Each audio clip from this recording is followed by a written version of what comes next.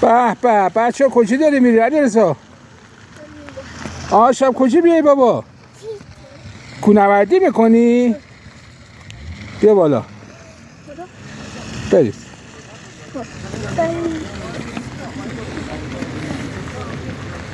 چیکار میکنین بچه؟ عوافا چیکار داری میکنی؟ اومدی کوهنوردی؟ فضولی میکنی؟ دستشو بگی برو بالا. اینجا کجاست بچه؟ اینجا کجاست؟ پارک شادی. اینجا پارک شادیه؟ اینجا قلعه کوه. قلعه کوه.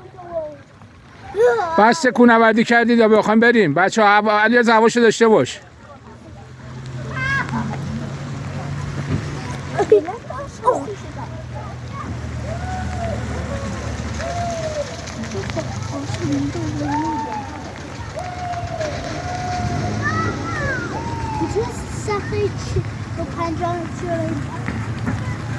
مردم قاین همه اومدن اینجا بچه ها.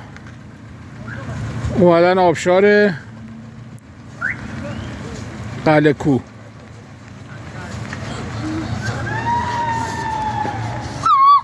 این بچه ها هم امروز حوض کوهنوردی کردن.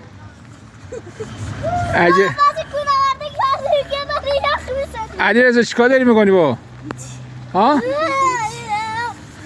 بریم خونه؟ بریم بچه ها آشان بریم؟ بیاین پایین بریم